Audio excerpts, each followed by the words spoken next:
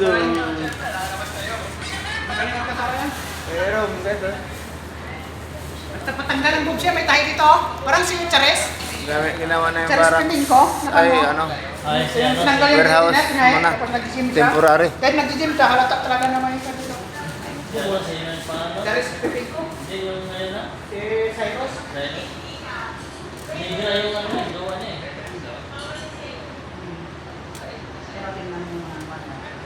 warehouse namin na. Babae yan. Temporary.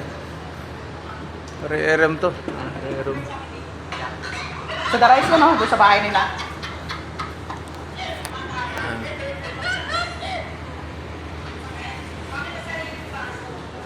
Ano na siya? May power na. Lahat. Yung iba naka-upa.